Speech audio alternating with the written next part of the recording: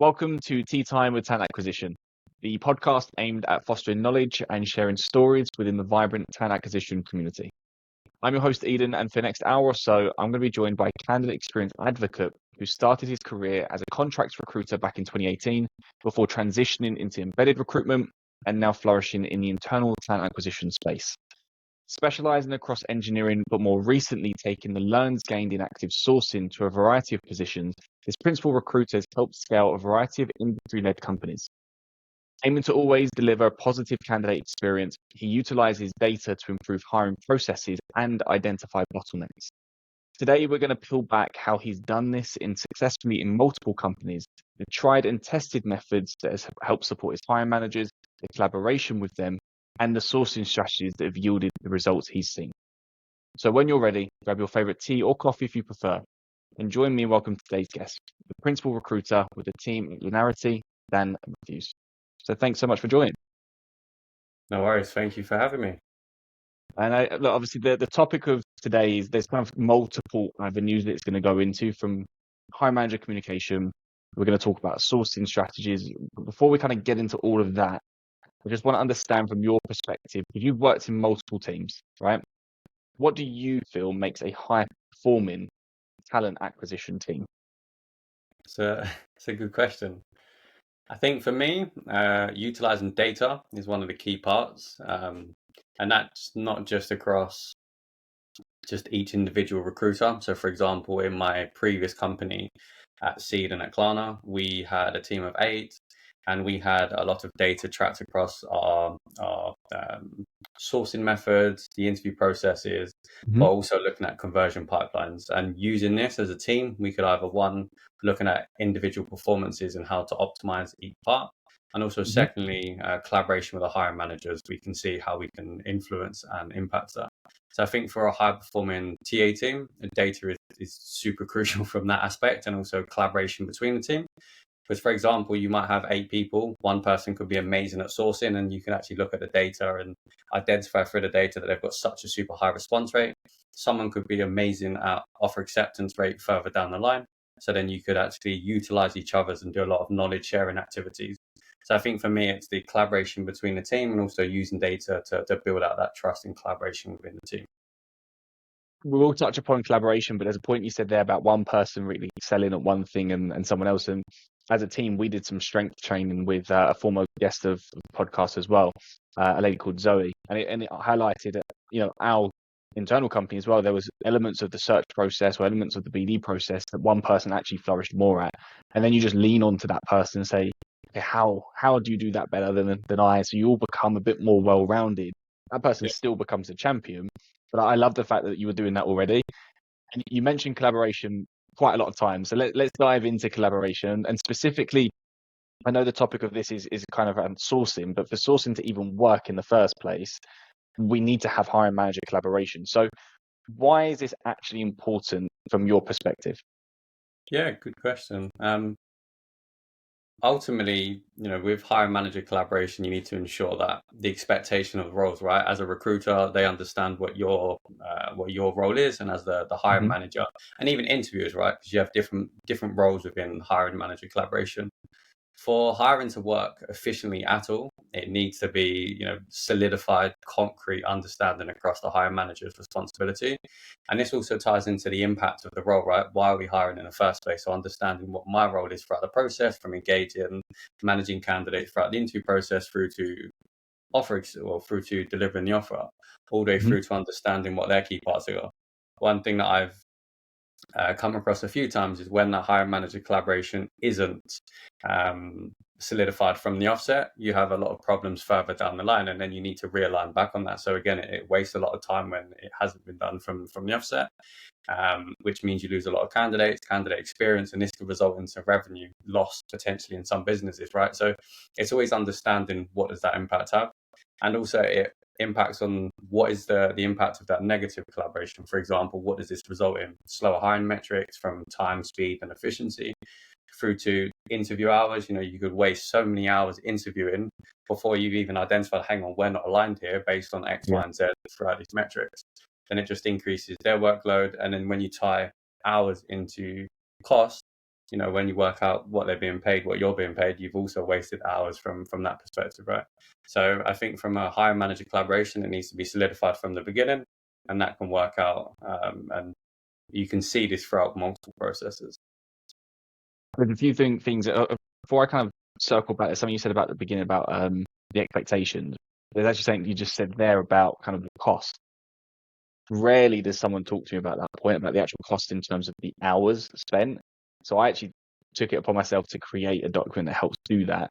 If anyone does want it, please tell me. But you're the first person I've spoken to that's proactively suggested that, or proactively said that we're looking into that. Yeah. Why is that important for you?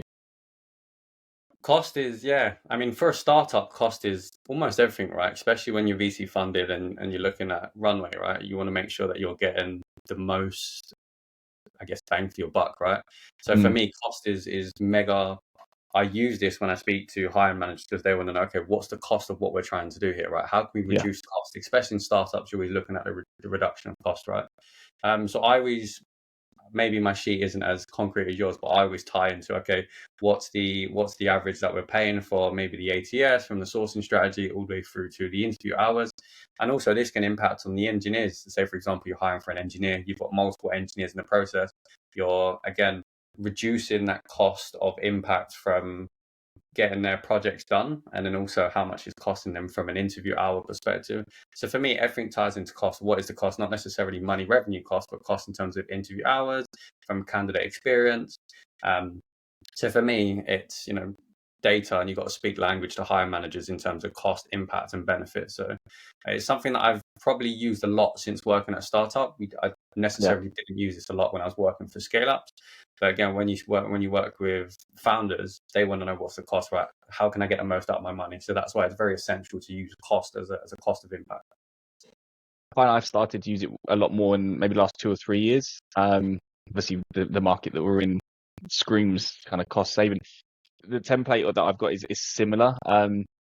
We focus on understanding how much does the process cost in terms of the people involved in that, and then we allocate time. How much is it going to take you to source it, do the first interview, review tech tasks, etc. So what you're left with is hours spent obviously as an external partner, so pre-Peritus and cost pre-Peritus, and then we use that as a benchmark to beat it. We can't give you the time or money back, but we can at least try to reduce it and then use that as a anchor in the future. But like I said, you're the first one who's actually said anything remotely similar to that. So it's super interesting on that point. But going back to the expectations, right? So absolutely right. If it's not set in stone and solidified at the beginning, it becomes a little bit challenging, and then you feel like you're pulling teeth out. And to be honest, we've all been there, right? So what are the kind of common gaps do you find between realistic expectations and the skill expectations from the hiring manager? It's a good question that you asked that. I mean, working for startups, you see this quite a lot.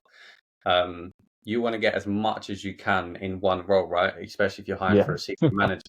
You're trying to get people management, strategic element, as well as the hands-on individual contributor point. I think it ties back into the hire manager collaboration, setting that realistic expectations of what can we actually get, what's in the market versus what we're looking for. So for me, as long as you understand, okay, what we're trying to achieve here, what's the skills gap that we're missed? So I do a skills gap analysis, which break down what's the short, mid, and long-term goal that we want to achieve from a business standpoint. For example, for a head of engineering, maybe we're opening up a brand new team that's doing a brand new product that we want to release in 12 months, right? So then you've got brand new product, brand new team, and you need someone to lead that team. When you are hiring the first person, then you have to look at what resources do we have internally already? Can we distribute that workload across our current engineering team, or is it first person in altogether? So as a founder, they want everything. They want someone that can, build the product, hire the team. So it's having that realistic expectation. So take a look at maybe do a comparison analysis. What's the current setup for maybe a similar sized company that's trying to build a similar sized product with similar volume and traffic? So it's setting that realistic expectation, because ultimately we want to find unicorns, right? But they don't exist. So it's been very transparent. And also maybe doing a Boolean search. I've seen some recruiters that and I've done it myself, where we'll pull up a LinkedIn search. Yes, LinkedIn isn't the only platform, but it's a really good reference point. And you can actually pull up a few different strings and show, okay, we're based in, say, for example, I'm looking at Munich at the moment. This is what we're looking for. this is a very skeleton search, very broad search, without even narrowing in specifics, whether that's language, types of companies, and you can actually show them, okay, then so this is how much candidates are actually there. And then you have to break it down. Okay, how many people are actually available? How many people actually have the same language? If it's language specific, location specific. So then you can actually start to build a real transparent map, which you can then market out. Then when you actually bring it back, I always use this analogy to hiring managers. The more skills you want, the less people are out there. Because ultimately, if you look at like the Simon Sinek golden circle, right, you start to break things in, and you have the A candidate, the A star, B plus, etc. So then you break it out, and that's setting realistic expectations, and then just being transparent. Track that data throughout the hiring process and have a bit of an anchor. So one of the CTOs that I recently worked with, he had a really good understanding. He wanted to hire a head of engineering with a certain skill set, but he knew the more head of engineering, people management, strategy focus he went, the less hands-on IC experience they have. So it's balancing what's that risk versus trade-off. What can we compromise now for the short-term goal versus what we can compromise for the long-term goal. So again, I think it just boils down to being super transparent, super aligned, being very realistic on what's available versus what's not available, and using data to communicate. You've mentioned quite a few different points already about how you're creating that transparency, but is there any other specific methods that you've learned or picked up along the way that you'd really recommend if someone's not doing it, just to go and implement that today into your hiring processes? Yeah, so there's two things. The first one is weekly syncs. I have weekly syncs with every single stakeholder that I have that I've worked with probably for the last 4 years. And this is like a hiring pre-read that covers the whole hiring process, hiring pipeline, and it's super transparent. So there's no outstanding decisions posted. Every decision is made within that weekly sync. They get a really good overview of what does that pipeline look like. Yes, you have your ATS where they can go into and take a look, but you can actually bring this data to them, demonstrate where we're at, what challenges we face him. And it's a really good insight as well, because it builds that credibility as a recruiter, right? One of the key things that you always want with your stakeholders, that credibility, because then you can leverage that and you can use that to maybe influence decisions further down the line. So weekly syncs are an absolute given that I've done for the last 4 years that I highly recommend. And also you can then take a look at the metrics together. And for example, again, bring it back around to hiring manager collaboration. Say, for example, you look at one of the pipelines and maybe you've got a really good conversion pass rate at the first 3, but then comes to the 4th one and there's a super low pass rate. Then you can take a look at with the founder, the stakeholder. Okay, is it the recruiter? Is it a hiring manager? Is it expectations of the role? So then you can actually tie that back into hiring manager collaboration. Now, if you didn't have that weekly and you had that on a monthly basis, then all of a sudden you've lost 3-4 weeks where you could have actually ironed that out a lot sooner. When you look at startups, time isn't of the essence, right? So it's about having that on a weekly basis. Then the second thing would be source-a-thon. So I call it a sourcing marathon, and this is something that I bring into whether it's a new role or a new company, and it really builds out that hiring manager collaboration alignment. But that's the second thing that I would advise for people to use. Source-a-thon, sourcing marathon, to those who aren't aware, explain what that is then. Yeah, of course. So a sourcing marathon, or a source-a-thon as I like to call it, is basically where you sit down with the hiring manager or hiring managers or hiring team, depending on the capacity that you have, and you basically source together. So I set up a hiring document, a preset document of types of companies that have a very similar business model or logos that the hiring manager likes.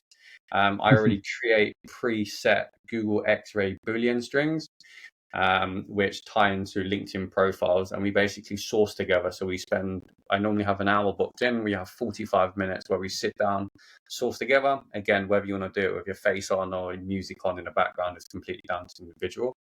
Then we collaborate at the end. So on average, we get anywhere between 30 to 40 pre-vetted candidates that yourself as the TA and the hiring manager have already put into there.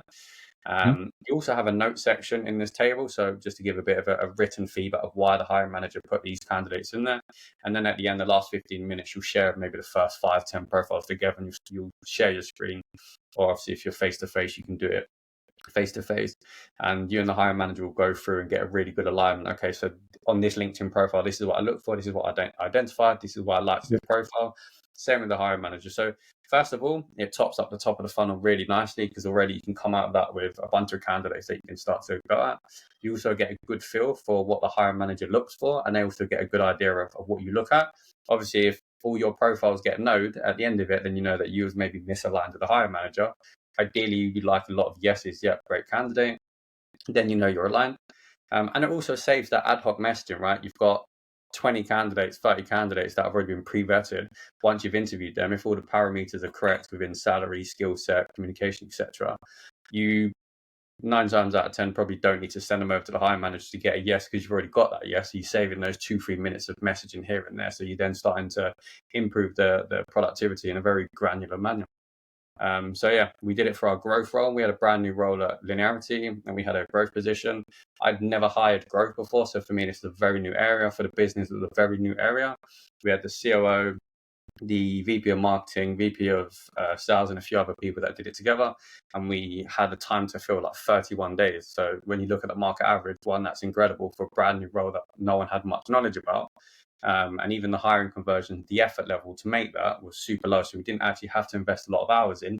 When you tie that into hiring manager collaboration, when you tie that back into metrics, it covers all our avenues. And, we had a very successful hiring stint because of that. I think that's also important, as you say, because you had the VP of marketing, sales, you had COO yourself. You've got sometimes when you add more people into the process, it doesn't actually make the process better. It becomes more chaotic because everyone wants different things.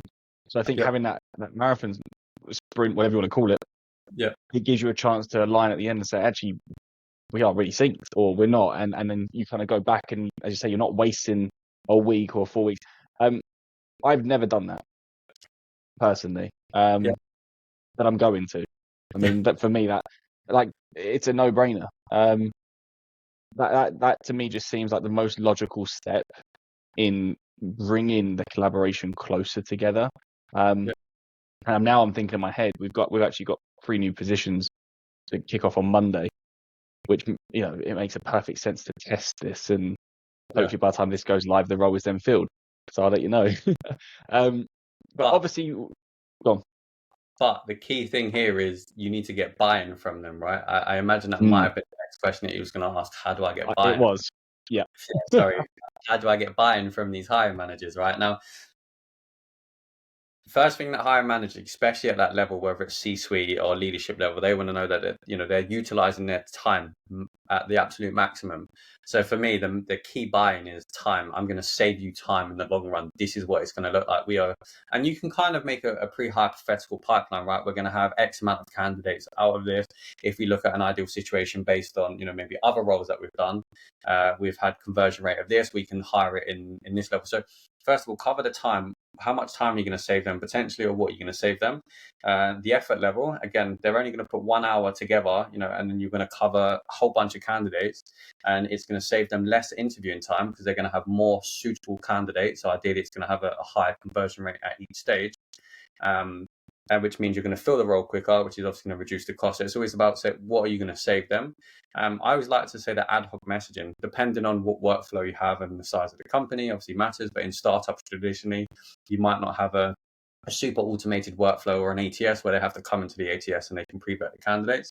So again, you're saving those ad hoc Slack messages or Teams messages where you're sending them a summary of the candidate, because ultimately, well, this particular company in question is an 11-person startup on Slack. Exactly. So no internal process. So that's what I'm thinking in my head now. Yeah, exactly. You save that, and because it's such a small company, again, everyone will be aligned, or you'll identify that you're not aligned. Ideally, you are aligned, but you could all have completely different profiles, and then you start to pick up when you're going through the different profiles.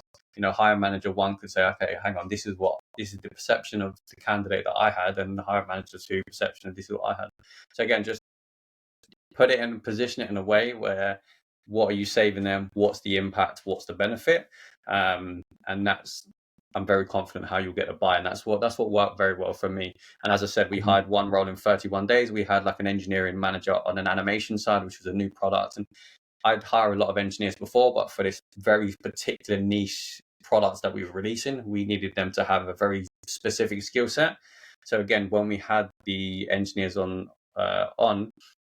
it just made it so much easier. So again, it was okay, this is what it's going to save us. And it did. We hired them and within 31 days. Again, really weird coincidence. It was both 31 days, but we managed to do it. So again, it's just making sure that you cover the impact and the benefit of it.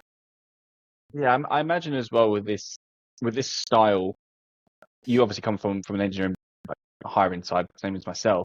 Sometimes you get really, really broad specs, right? For example, I've got one company that says anyone with an object-oriented program background. I mean, there's like 5 or 6 languages that covers.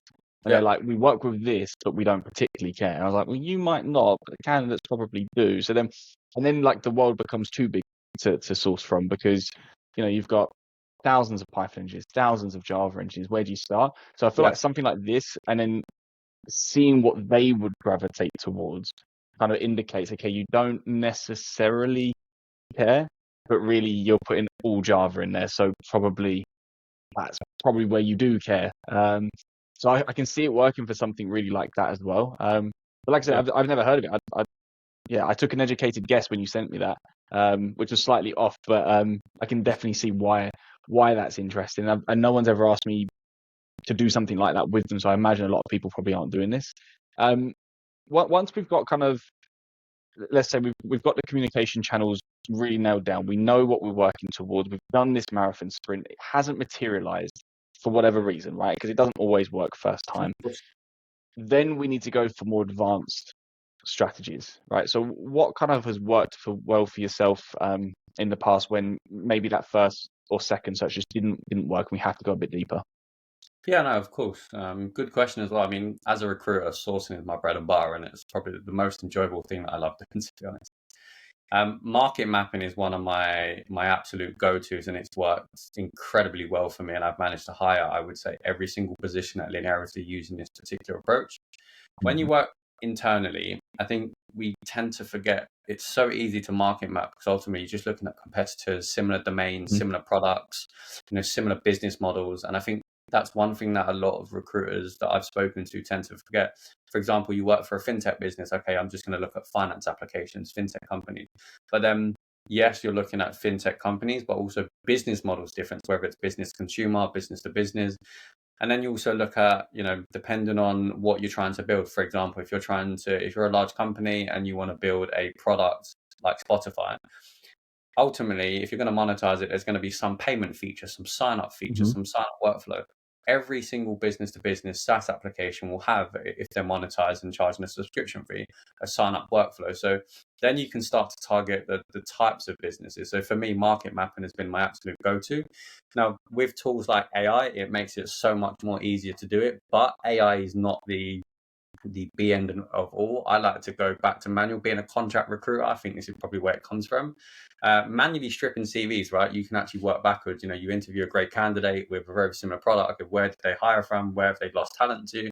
Yes, you can use talent insights now, but I've always been, be a bit more manual because then you can start to be a bit more granular when you look at these types of companies and these types of things. LinkedIn now has that similar company feature, which makes it so much easier.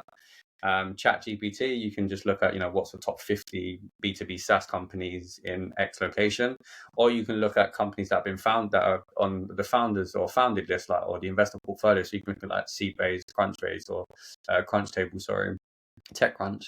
So market mapping for me has been incredible because automatically you find one great candidate. They've obviously got a team, right? Yes, I think when you look at an ethical point of view, but you've already got 4 or 5 extra candidates you can now look at.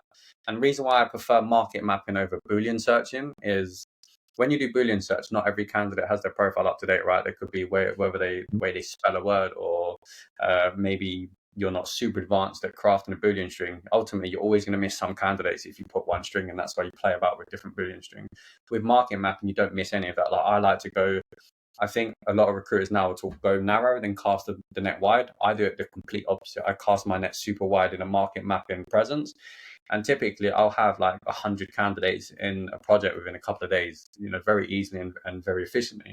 And that's purely based on using this approach. Whereas if you're using LinkedIn Recruiter, especially for a brand new role that you don't know, you need to think about the different ways of abbreviations. Where market mapping, you don't necessarily need to focus heavily on the way that different things are wrote or written, because the types of companies not going to change. You're hiring for one company, so that will forever be the same.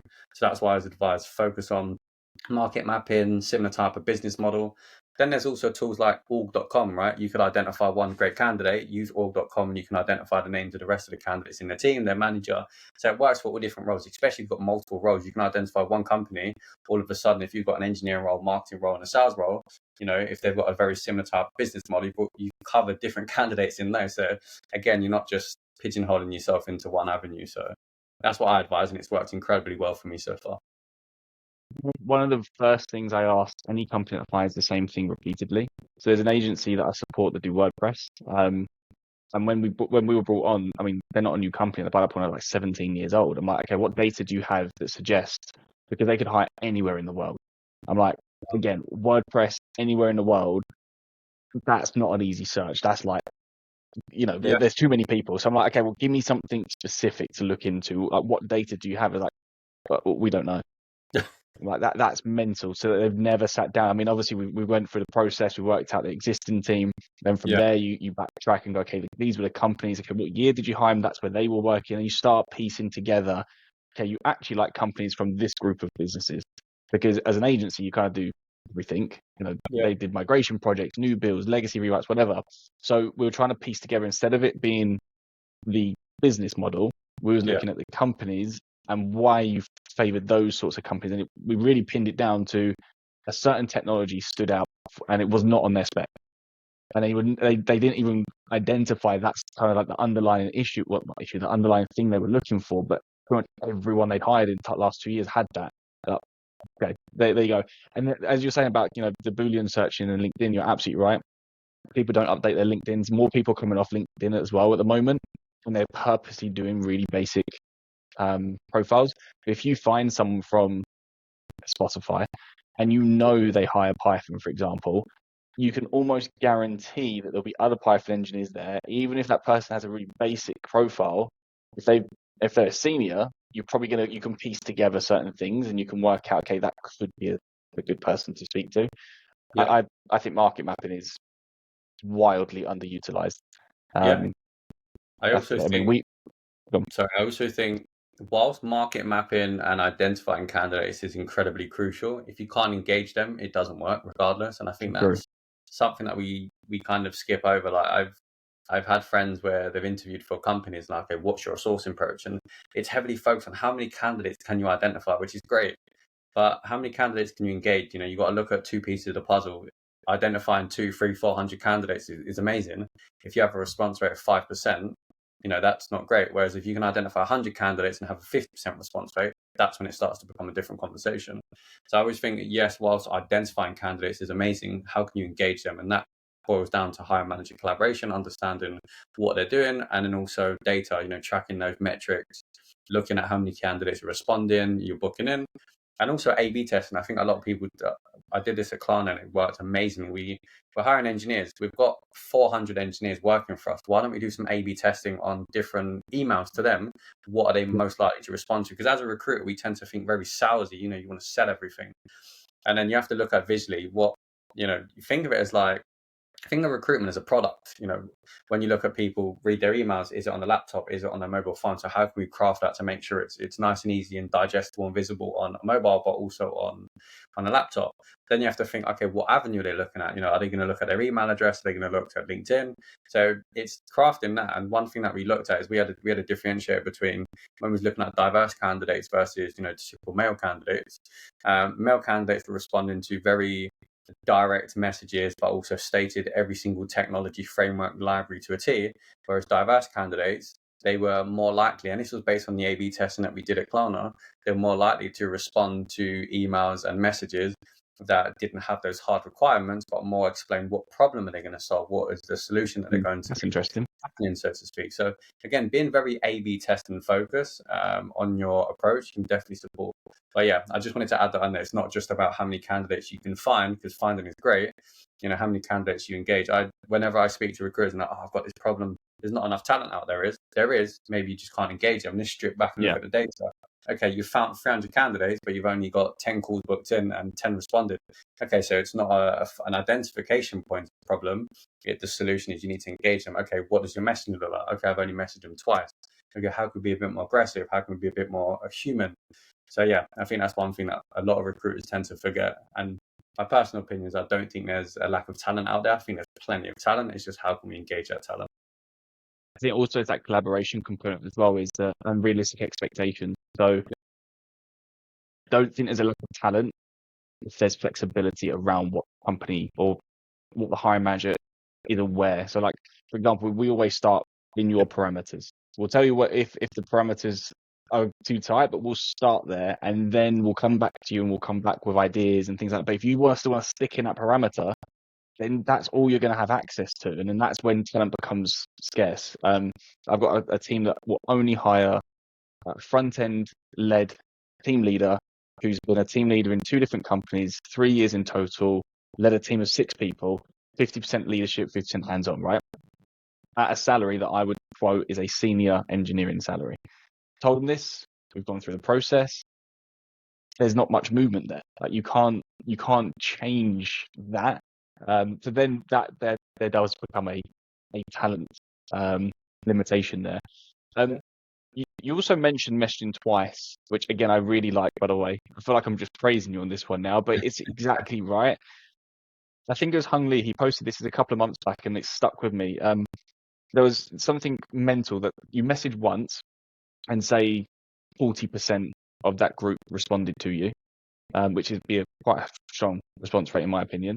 You messaged 2 and 3 times, there's actually 45% responded of what's left.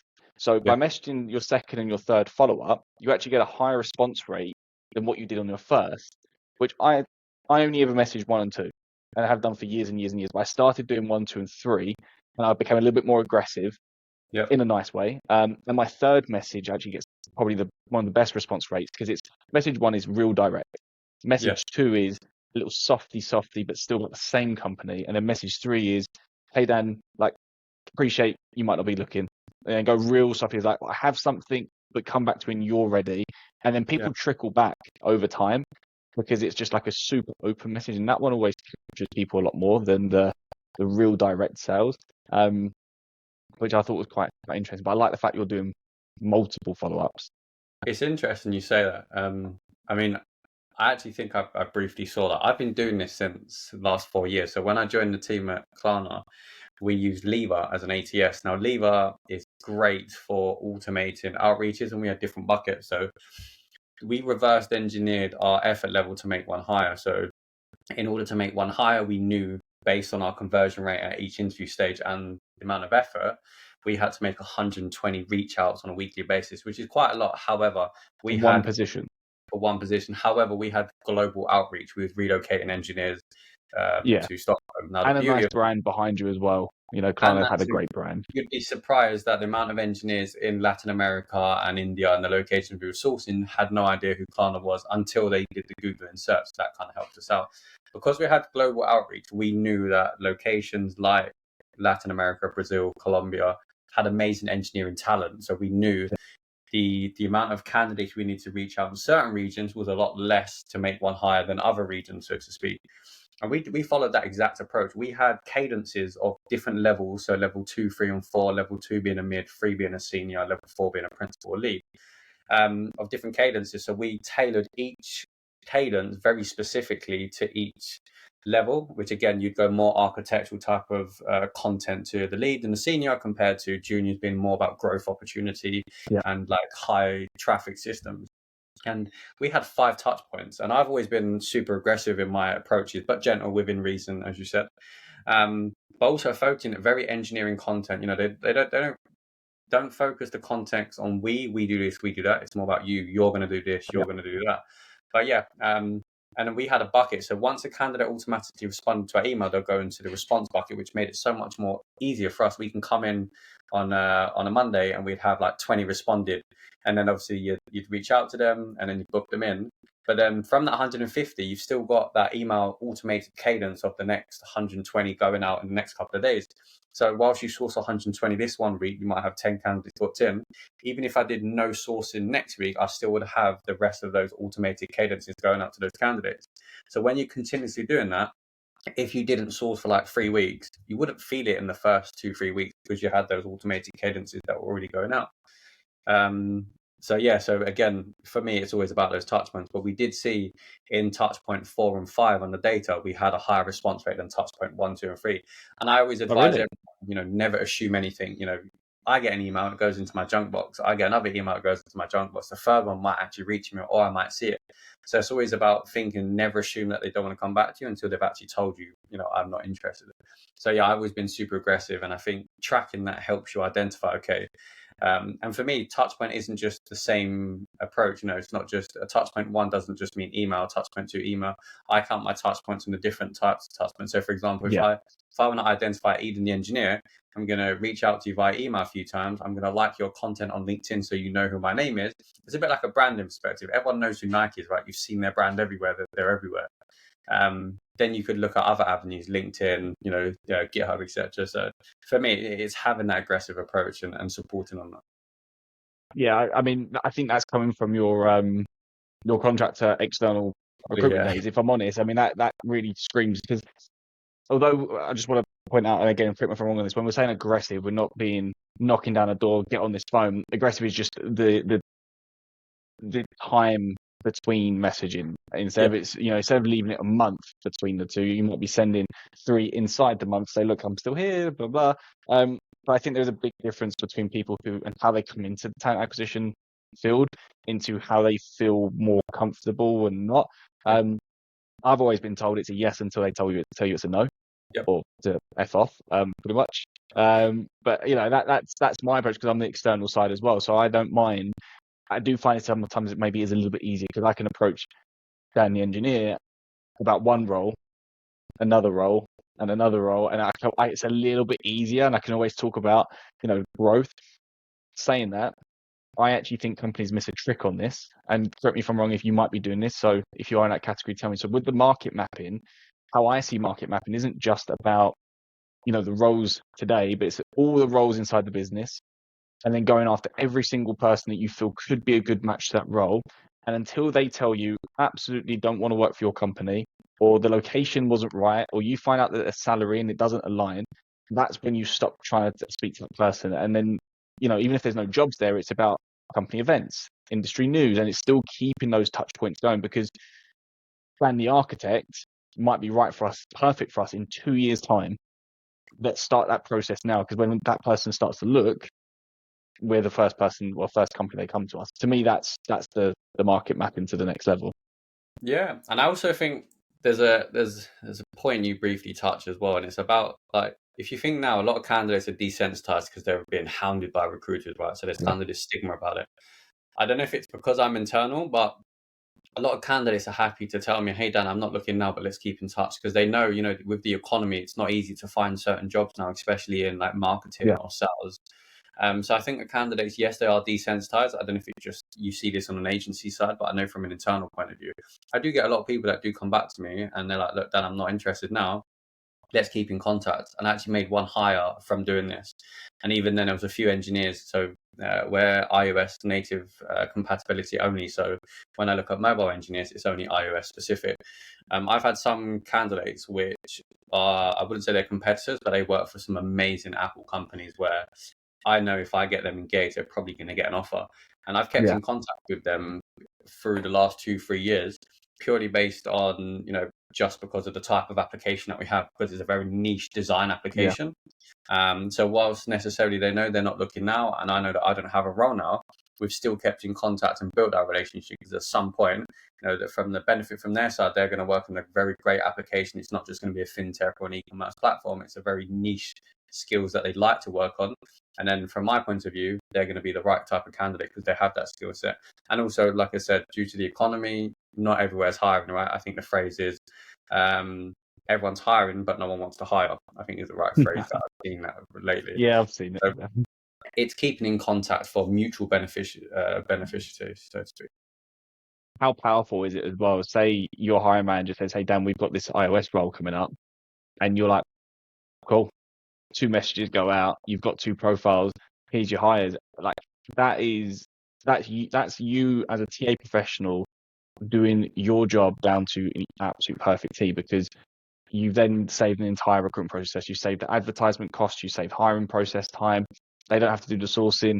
because you've been nurturing the talent, and that's the market. I think that's the Yeah. bit I think a lot of people miss. I Yeah. understand why it is hard to juggle all these things we've got going on in TA. And as well, sometimes, people bounce around, their own decision, their not decision, whatever, they bounce around and they can sometimes think, oh, I've got to start again in fintech and now I've got to start. I mean, you've got the luxury, you've been at your current firm for quite, a number of years. So you've built that. And there's another guy called Sean Kennedy, who works for a company called BenchSci. Same thing. He spent so long doing it and he's been with the company for many years. And, it helps having that maturity in Yeah. the team.